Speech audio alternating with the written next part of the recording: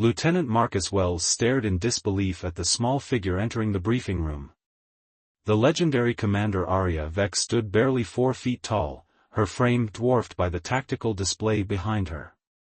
Rumors about the diminutive commander of the 107th Vanguard Battalion had circulated throughout the Terran coalition for years, but seeing her in person still shocked him. "Is this some kind of joke?" whispered Private Dominic, the rookie next to him. "That's who we're supposed to follow into the Krell Nebula?" Before Marcus could respond, Arya's piercing violet eyes locked onto Dominic. Despite being 20 meters away, she spoke with perfect clarity. "Private Dominic Torres, if you have concerns about my capabilities, I encourage you to voice them now rather than undermining unit cohesion later." The room fell silent. Dominic's face flushed red as he stammered, "No, Commander. I apologize." Arya nodded curtly and activated the holographic display with a flick of her wrist. Her voice carried surprising authority for someone her size. "The Krell Nebula operation commences in 14 hours. Intelligence reports indicate the hegemony has established a forward operating base on Outpost K-7, directly violating the Arcturus Treaty." Marcus studied her as she moved around the display. Despite her small stature, she carried herself with unmistakable confidence. Her midnight black uniform bore minimal decoration save for the silver insignia of the Vanguard Battalion, a symbol few lived long enough to earn. "Our objective is straightforward but challenging," Arya continued. "We must neutralize the base without alerting the hegemony fleet positioned in the adjacent sector. Conventional wisdom says this is impossible given the outpost's quantum communication array." Admiral Thorne, a large man with a perpetually stern expression, interrupted. "Commander Vex, my analysts give this mission a 17% chance of success. Perhaps we should consider alternative approaches." Arya's expression remained unchanged. "Your analysts lack certain variables in their calculations, Admiral." She manipulated the holographic display, zooming into the nebula's gaseous clouds. "The Krell Nebula's unique radiation signature provides an opportunity. We'll deploy in 3 teams using modified stealth pods." For the next 30 minutes, she outlined a strategy so unorthodox yet meticulously detailed that even the skeptical officers leaned forward in their seats. Marcus found himself mesmerized not just by the plan but by how she anticipated and addressed every potential objection before it was raised. When the briefing concluded, Admiral Thorne appeared noticeably less confident in his earlier assessment. "It's still a significant risk, Commander. Risk is a constant in our profession, Admiral. The difference lies in how we manage it." Arya's gaze swept across the room. "Any questions before dismissal?" Marcus raised his hand. "Commander, the approach vector you've chosen requires navigating through the densest part of the nebula. Even our best pilots consider that region impassable." A hint of a smile touched Arya's lips. "Which is precisely why the hegemony won't expect us from that direction, Lieutenant Wells. And fortunately, you won't be navigating alone." She tapped a small device at her temple. "Report to Hangar 7 at 0500. Dismissed." As the room cleared, Marcus lingered, watching as Arya interfaced with the tactical display. Her small hands moved with incredible precision, running simulations at a speed he'd never witnessed before. "Something else, Lieutenant?" she asked without looking up. "Just wondering how you knew Private Torres's full name. He transferred in yesterday." Arya finally turned to face him. "I make it my business to know everything about the soldiers whose lives I'm responsible for, Lieutenant Wells. Including your exceptional piloting record and your concerns about this mission." "I never expressed any concerns, Commander. Not verbally." Her violet eyes seemed to look through him rather than at him. "Your right hand has been tapping a specific rhythm against your thigh since I mentioned the nebula approach. The same rhythm you tapped during your near-crash incident 3 years ago in the Epsilon training exercise." Marcus felt a chill run down his spine. "How could you possibly know that?" 0500, Hangar 7, Lieutenant. Don't be late. With that, she exited the room, leaving Marcus with far more questions than answers about the small woman who commanded the most feared battalion in the coalition. Lieutenant Marcus Wells stared in disbelief at the small figure entering the briefing room. The legendary commander Arya Vex stood barely 4 feet tall, her frame dwarfed by the tactical display behind her. Rumors about the diminutive commander of the 107th Vanguard Battalion had circulated throughout the Terran coalition for years, but seeing her in person still shocked him. "Is this some kind of joke?" whispered Private Dominic, the rookie next to him. "That's who we're supposed to follow into the Krell Nebula?" Before Marcus could respond, Arya's piercing violet eyes locked onto Dominic. Despite being 20 meters away, she spoke with perfect clarity. "Private Dominic Torres, if you have concerns about my capabilities, I encourage you to voice them now rather than undermining unit cohesion later." The room fell silent. Dominic's face flushed red as he stammered, "No, Commander. I apologize." Arya nodded curtly and activated the holographic display with a flick of her wrist. Her voice carried surprising authority for someone her size. "The Krell Nebula operation commences in 14 hours. Intelligence reports indicate the hegemony has established a forward operating base on Outpost K-7, directly violating the Arcturus Treaty." Marcus studied her as she moved around the display. Despite her small stature, she carried herself with unmistakable confidence.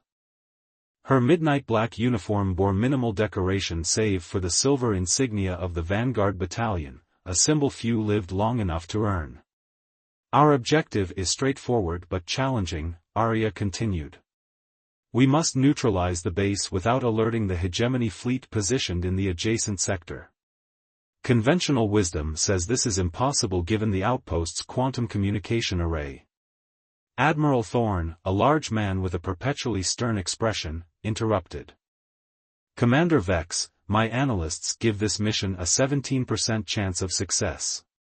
Perhaps we should consider alternative approaches."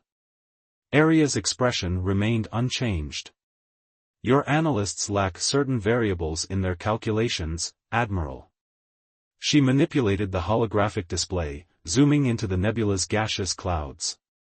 "The Krell Nebula's unique radiation signature provides an opportunity.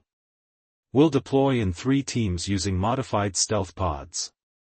For the next 30 minutes, she outlined a strategy so unorthodox yet meticulously detailed that even the skeptical officers leaned forward in their seats. Marcus found himself mesmerized not just by the plan but by how she anticipated and addressed every potential objection before it was raised.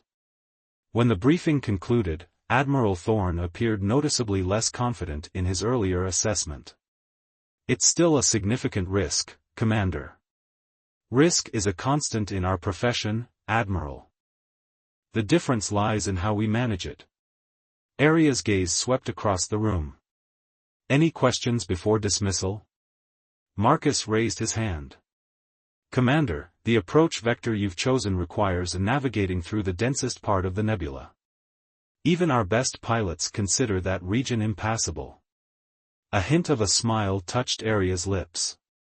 "Which is precisely why the hegemony won't expect us from that direction, Lieutenant Wells.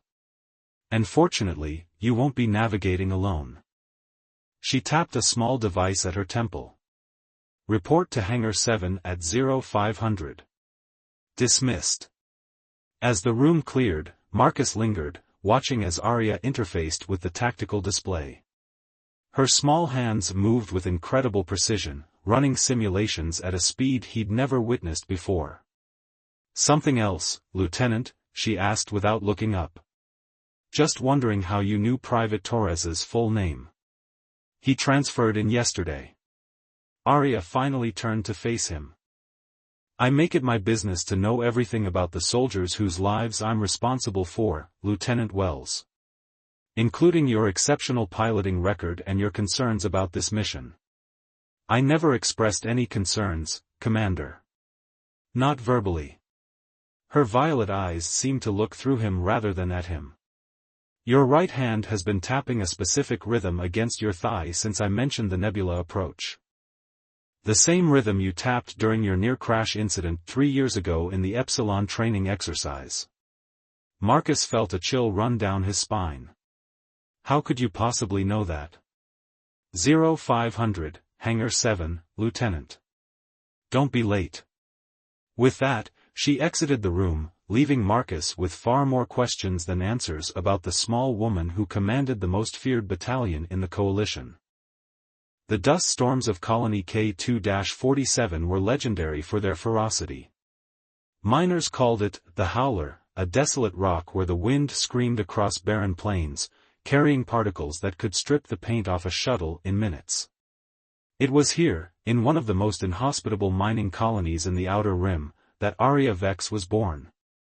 Major Janice Fleming scrolled through the classified file on her tablet as the medical team prepared for another neural scan. Commander Vex lay motionless on the examination table, her small frame dwarfed by the massive imaging equipment. The weekly scan was mandatory, the only way to monitor the extraordinary developments in her neural architecture. Thinking about my humble beginnings, Major? Aria asked without opening her eyes. Fleming startled. I didn't realize you were conscious, Commander. The neural suppressors don't work on me the way they used to. Aria's violet eyes opened, focusing on the Major with unsettling intensity. You've been granted access to my complete file, I see. Yes, Commander. Admiral Thorne thought it prudent after the Krell Nebula operation. He felt someone else should understand your capabilities. Aria nodded slightly. Then you know about Dr. Kazan and the mining accident. I do, Fleming acknowledged, setting down her tablet. But I'd rather hear it from you. A faint smile crossed Aria's face. The official record is accurate, but clinical. She closed her eyes again as the scanner hummed to life above her. I was 7 when the tunnel collapsed. 16 miners trapped, including my father.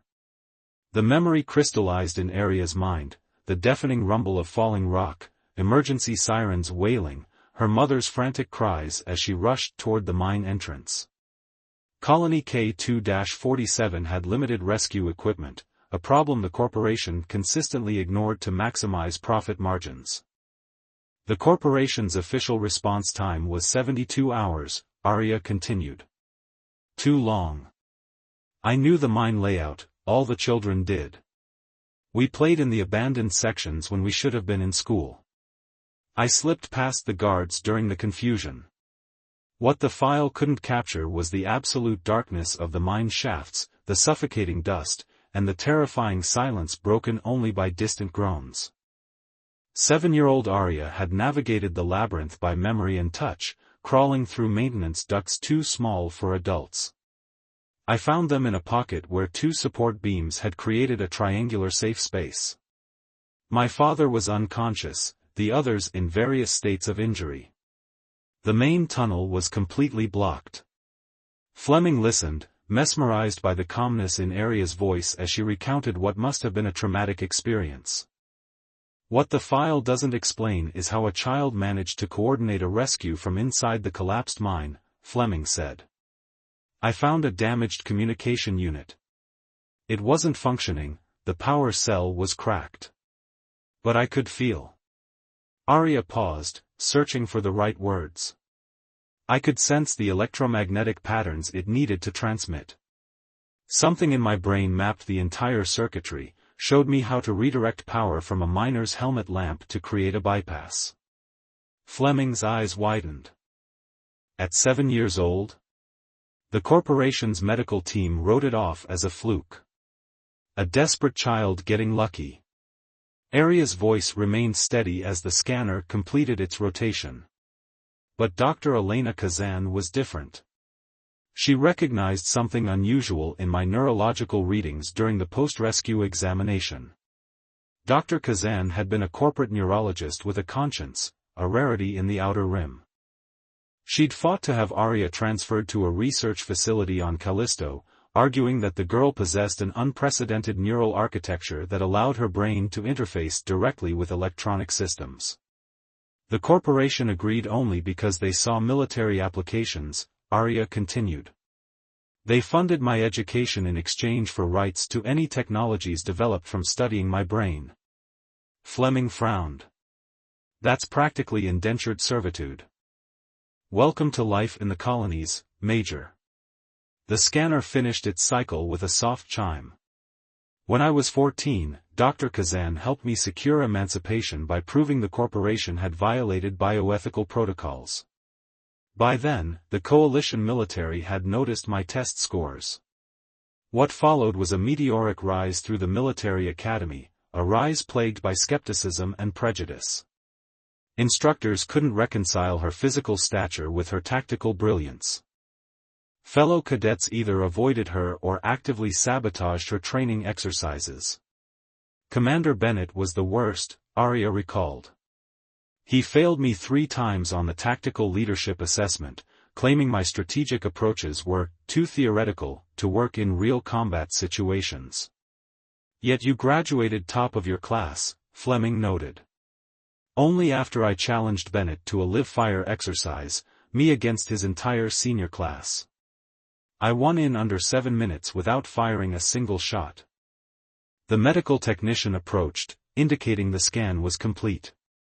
As Arya sat up, the neural interface at her temple pulsed with a soft blue light. The implant was supposed to be temporary, she explained, noticing Fleming's gaze. A way to measure and enhance my natural abilities. But my neural pathways began adapting, incorporating the technology into my biological processes. Now it's as much a part of me as my cerebellum. Fleming hesitated before asking the question that had been bothering her since reading the file. The Krell Nebula operation. You didn't just predict the Praetor's arrival by chance, did you? Arya slid off the examination table, her feet barely reaching the floor. Major, have you ever considered how many communication signals pass through space at any given moment? Military transmissions, commercial data, personal messages, all traveling through the same medium. You can intercept them? Without equipment? Not exactly. Arya straightened her uniform. I don't hear conversations or read data. I sense patterns, disturbances in normal transmission flows. The hegemony changed their communication patterns 3 days before our mission. To everyone else, it looked like routine variants. To me, it was a neon sign announcing VIP movement. Fleming struggled to comprehend the implications. Is there a limit to what you can perceive? Every ability has boundaries, Major. Arya moved toward the door. The question isn't what my limits are, it's whether our enemies will discover them before I can complete my mission. And what mission is that, Commander? Arya paused at the threshold, her small frame silhouetted against the corridor lights. The one I've been preparing for since I was 7 years old in that dark mine.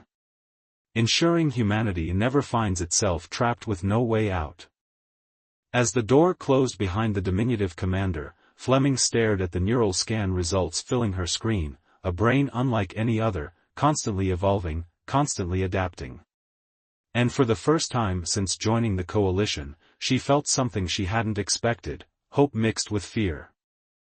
The command center of the CSC Intrepid hummed with activity as tactical officers monitored the deployment of ground forces on Vega Prime. Commander Arya Vex stood on an elevated platform, her customized boots adding 3 inches to her height, a rare concession to practicality rather than vanity. The holographic display before her depicted troop movements in real time, each soldier represented by a glowing marker color-coded by squad designation. Beta Team has secured the western perimeter, reported Lieutenant Marcus Wells from his station. Minimal resistance encountered. Arya nodded, but her attention had already shifted to an anomalous pattern in the eastern sector. Something felt wrong. A subtle discrepancy between reported positions and the electromagnetic signatures she was sensing through her neural interface. Lieutenant Hayashi, recalibrate the tactical overlay for Sector East, 7, she ordered. I'm detecting movement patterns inconsistent with our deployment strategy. Major Fleming approached, lowering her voice. Commander, Admiral Thorne is requesting an update on the extraction timeline. The hegemony reinforcements will arrive in approximately 47 minutes, not the 22 minutes intelligence predicted, Arya interrupted, her eyes never leaving the display. Their approach vector suggests they're still unaware of our primary objective. Fleming raised an eyebrow. You seem certain. I am. Arya finally turned to face the Major. The hegemony's quantum communication relays betray them. Each transmission creates ripples, imperceptible to standard monitoring equipment but clear as alarms to me. A priority alert flashed across Arya's neural interface, drawing her attention back to the eastern sector. Delta Team's markers had stopped advancing toward the research facility, their primary objective containing the prototype quantum disruptors. Lieutenant Wells established direct communication with Captain Rhodes. Delta Team has ceased forward progress. Wells frowned as he worked his console. Commander, I'm getting interference on all channels to Delta Team. Captain Rhodes isn't responding. Arya closed her eyes briefly, expanding her neural awareness to encompass the electromagnetic spectrum surrounding Delta Team's last known position. Through the interface, she detected fragmented communication signals, not the clean, encrypted patterns of coalition forces, but erratic bursts consistent with jamming technology. Delta Team is under electronic warfare attack, she announced. Lieutenant Hayashi, deploy Echo Team as backup. Major Fleming, alert Admiral Thorne that our timeline has been compromised. As orders were relayed, Arya felt a familiar pressure building behind her eyes, the physical manifestation of her neural interface working beyond standard parameters. She discreetly adjusted the regulator at her temple, knowing she would pay for this exertion later with migraines. Commander, Wells called urgently, we've re-established partial communication with Delta. Captain Rhodes reports they were ambushed, hegemony forces were waiting at the exact coordinates of the facility entrance. The command center fell silent as the implication settled over the officers. Their classified landing zones and objectives had somehow been leaked to the enemy. Arya's mind raced through possibilities, analyzing communication patterns, deployment decisions, and security protocols. The conclusion formed with crystal clarity: an internal betrayal. Lock down all non-essential communications, she ordered, her voice unnaturally calm. Major Fleming, implement security protocol Chimera. Fleming paled. Commander, that protocol requires the isolation and investigation of all commanding officers, myself included, Arya finished. I'm aware, Major. Proceed immediately. Within minutes, the command center had transformed. Security officers positioned themselves at all exits, and each tactical station operated under additional authentication measures. Arya submitted to the security scan first, standing perfectly still as the quantum signature verification confirmed her identity and analyzed her recent communications. As the process continued with other officers, Arya closed her eyes, allowing her neural interface to work unburdened by visual input. She mentally traced every communication that had left the Intrepid in the past 72 hours, searching for irregularities in the transmission patterns. Commander, a voice broke through her concentration. She opened her eyes to see Lieutenant Wells looking troubled. Lieutenant Commander Patel's verification shows anomalous encryption patterns in his last 3 communication bursts. Arya felt no satisfaction at having her suspicions confirmed. Patel had been with her for 3 years, a brilliant tactical officer who had initially been one of her most vocal skeptics before becoming seemingly supportive. Where is he now? She asked. Secondary command post with Gamma Team, Wells replied. Isolate his communication channels and place him under surveillance, but do not alert him. Arya turned to Fleming. Major, we have a more immediate problem. If Patel transmitted our full operational plans, the hegemony knows about the quantum disruptors and their strategic value. They'll redirect all forces to secure the facility, Fleming concluded. Precisely. Arya expanded the tactical display. Which means we need to adjust our approach. Her small hands moved rapidly over the holographic interface, redrawing battle lines and creating new deployment patterns.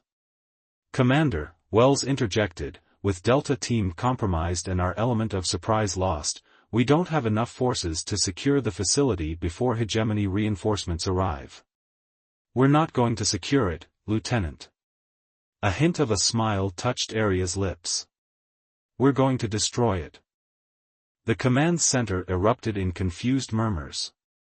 The mission objective had been clear: secure the prototype quantum disruptors for coalition research. Arya continued, the hegemony believes we want the technology intact. They'll expect us to deploy carefully, minimizing damage to the facility. Instead, we'll implement Razorback Protocol. Scorched Earth, Fleming whispered, understanding dawning on her face. If we can't have the technology, neither can they. Arya's violet eyes hardened. And Lieutenant Commander Patel just provided us the perfect opportunity to feed the hegemony false information about our retreat. Over the next 20 minutes, Arya orchestrated a complex deception. While appearing to regroup for extraction, coalition forces actually positioned themselves for a precision strike on the facility's power core. Meanwhile, Patel received carefully crafted misinformation about evacuation plans, data he would undoubtedly transmit to his hegemony handlers. Commander, Wells reported, we've confirmed Patel sent another encrypted burst. Content unknown, but the pattern matches previous suspicious transmissions. Good. Arya nodded. Major Fleming, secure Patel and his communication equipment. We'll need both for the tribunal. As Fleming departed with a security team, Arya felt a wave of fatigue wash over her. The neural interface pulsed painfully against her temple, warning her that she was approaching dangerous levels of cognitive strain. Lieutenant Wells, you have command for the next 10 minutes, she said quietly. I require a brief neural reset. Wells looked concerned but nodded. Yes, Commander. In the privacy of her adjacent office, Arya slumped into her chair, the weight of betrayal pressing down on her more than the physical toll of her abilities. She had selected Patel personally, had trusted his judgment, had defended his occasionally unorthodox tactical suggestions. Had she missed the signs because of pride? Had her reliance on her unique abilities made her overlook human indicators of deception? For all her neural enhancements and processing capabilities, she had failed to detect a traitor in her inner circle. The thought was humbling and terrifying. If she could miss something so critical, what else might she be blind to? A soft chime indicated the neural reset period was complete. Arya straightened, pushing aside doubt and fatigue. Thousands of lives depended on her next decisions. Self-recrimination would have to wait. When she returned to the command center, Wells was overseeing the final preparations for the strike on the research facility. Status report, she requested, resuming her position at the tactical display. All teams in position, Commander. Wells hesitated before adding, Lieutenant Commander Patel is in custody. He's requesting to speak with you. Arya considered this for a moment. Denied. His motivation is irrelevant at this juncture. We proceed as planned. She activated the fleet-wide communication channel. All units, execute Razorback Protocol on my mark in 3, 2, 1, mark. Across the battlefield, coalition forces moved with synchronized precision, executing a strategy that existed only in Arya's mind 15 minutes earlier. As explosions bloomed across the research facility's superstructure, Arya monitored the hegemony's communication patterns, sensing their confusion as they rushed to defend against an attack that didn't match their intelligence. Commander, Wells reported with a hint of awe in his voice, the facility's primary systems are collapsing. Hegemony forces are breaking formation, attempting to salvage key components. Arya nodded, watching as years of illegal weapons research crumbled into rubble. Begin extraction sequence. All teams rendezvous at designated points. As the coalition forces executed their withdrawal, Arya permitted herself a moment of reflection. The mission had succeeded, but at a significant cost. A trusted officer had betrayed them, potentially endangering countless lives. More troubling was the realization that her abilities, her greatest asset, had limitations she hadn't fully acknowledged. Perhaps that was the most valuable intelligence gained today, she thought grimly. Not the destruction of an enemy weapon, but the discovery of a weakness in her own defenses, a blind spot that would need to be addressed before the next battle began. The war room of the Arcturus Defense Station fell silent as Commander Arya Vex finished outlining her strategy. Admiral Thorne leaned back in his chair, his weathered face unreadable. Around the table, 5 other high-ranking officers exchanged glances ranging from skepticism to outright disbelief. To summarize, Admiral Thorne said carefully, "You propose we deliberately expose our flank to the largest hegemony battle group we've encountered, sacrifice our forward operating base on Proxima 3, and commit 60% of our remaining forces to a maneuver that, by your own admission, has never been attempted before?" "That is correct, Admiral," Arya replied, her small frame dwarfed by the massive tactical display behind her. The neural interface at her temple pulsed with steady blue light as she processed multiple data streams simultaneously. General Rivera, a veteran of 3 interstellar conflicts, shook his head. "With all due respect, Commander, this isn't one of your special operations with a hand-picked team. We're talking about the survival of the entire Arcturus sector, millions of civilian lives." "I'm well aware of the stakes, General."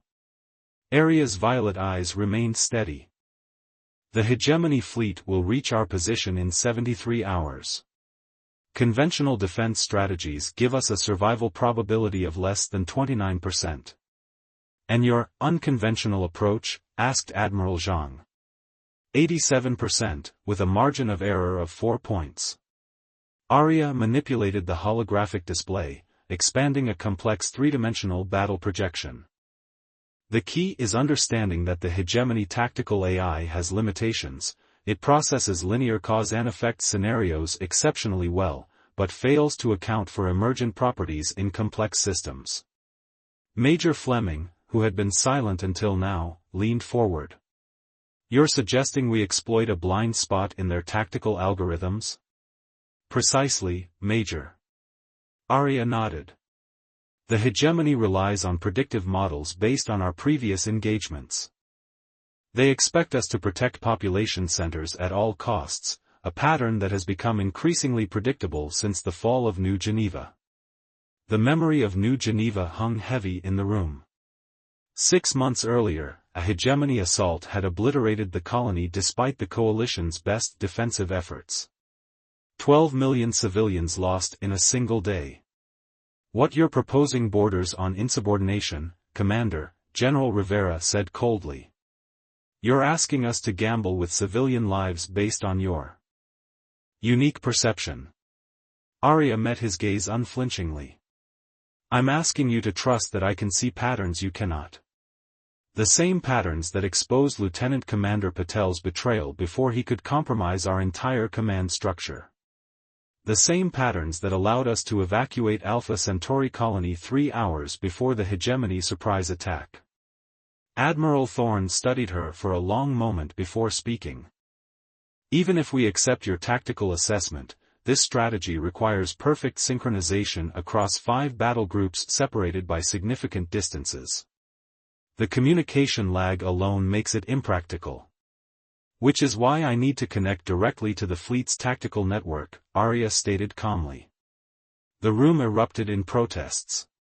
Direct neural integration with military command systems was strictly prohibited after the AI rebellions decades earlier.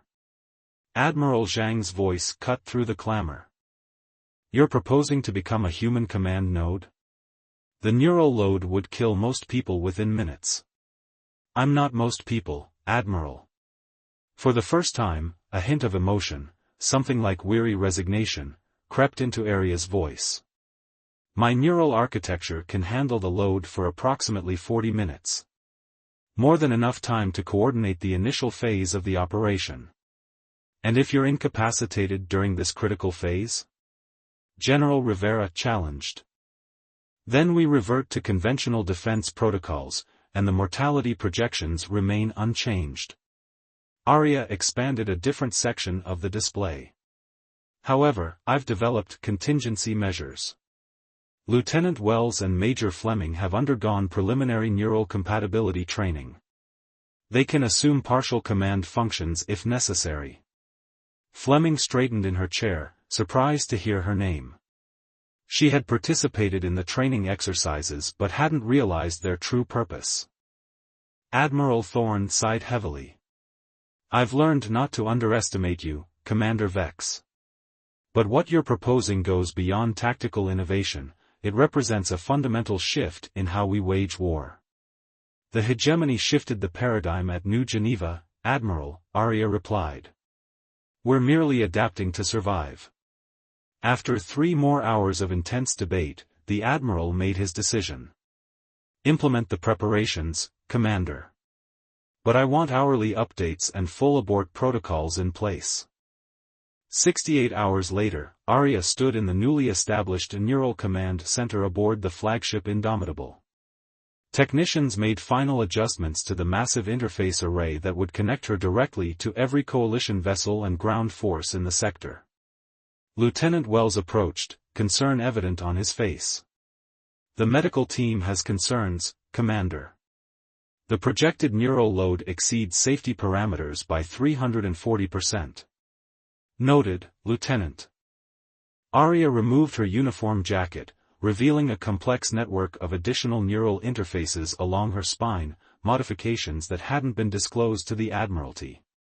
"Commander," Fleming said quietly, "you didn't mention these additional interfaces during the briefing." "They weren't relevant to the strategic discussion, Major." Arya settled into the command chair as technicians attached monitoring equipment. "They're experimental prototypes, the result of my ongoing collaboration with Dr. Kazan's research team." Wells frowned. "Will they help distribute the neural load?" "Somewhat." Arya closed her eyes briefly. "They'll also ensure that certain information survives regardless of the outcome." Before either officer could question her further, Admiral Thorne's voice came through the communication system. "Hegemony fleet has entered the outer system.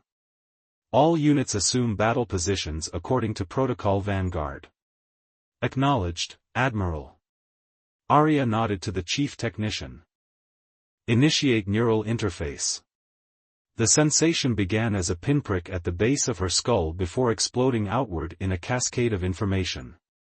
Suddenly, Arya wasn't just commanding troops, she was experiencing the battle from thousands of perspectives simultaneously. Every sensor reading, every tactical decision, every communication flowed through her consciousness. Through the overwhelming flood of data, she maintained her focus, issuing commands with machine-like precision. Coalition forces executed their apparent retreat from Proxima 3, drawing the hegemony fleet into the carefully prepared kill zone. As predicted, the enemy commanders interpreted the withdrawal as weakness, committing their reserves to pursue what they perceived as a fleeting advantage. "Phase 1 complete," she announced, her voice strained from the effort of processing so much information.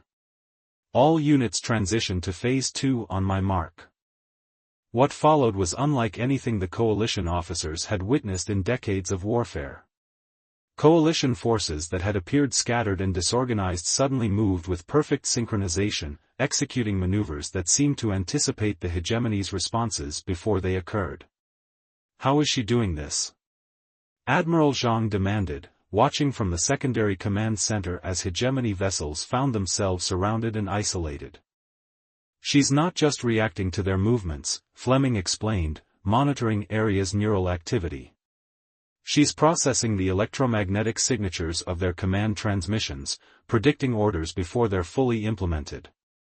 In the Neural Command Center, Arya fought through increasing pain as her implants overheated from the unprecedented processing demands. Blood trickled from her nose as she redirected a battle group to intercept a hegemony flanking maneuver that hadn't yet begun. "Commander, your neural activity is approaching critical levels," the medical officer warned. "We need to begin disconnection procedures." "Not yet," Arya gasped, her small body rigid with strain. Phase 3 initialization required. Through blurring vision, she watched as coalition forces executed the most dangerous element of her strategy, a coordinated electromagnetic pulse designed to disrupt the hegemony's tactical network. The timing had to be perfect, synchronized across dozens of vessels spread throughout the system. "Now," she commanded. The pulse radiated outward, momentarily blinding sensors across the battlefield. When systems recovered 30 seconds later, the hegemony fleet was in disarray, their formations broken as individual captains lost connection to central command. "All units, execute final attack pattern," Arya ordered, her voice barely audible as the neural load pushed her toward unconsciousness. "Lieutenant Wells, you have tactical command. Major Fleming, initiate Protocol Lighthouse." As Fleming rushed to implement the mysterious protocol, Arya slumped in the command chair, blood now streaming from her ears and eyes. The medical team swarmed around her, desperately working to disconnect the neural interfaces before permanent damage occurred. 4 hours later, Admiral Thorne stood in the medical bay, looking down at Arya's unconscious form. The battle had ended in the most decisive coalition victory of the war, the hegemony fleet shattered, their command structure in ruins. "Will she recover?" he asked the chief medical officer. "Physically, yes," Dr. Kazan replied, studying the neural scans. "Her brain is remarkably resilient, already beginning to heal pathways that would be permanently damaged in anyone else. But the strain was extreme, even for her." Lieutenant Wells entered the medical bay, followed by Major Fleming. "Admiral, we've completed the preliminary analysis of the battle data. The hegemony lost 78% of their combat capacity in this sector. Our casualties were less than 11%.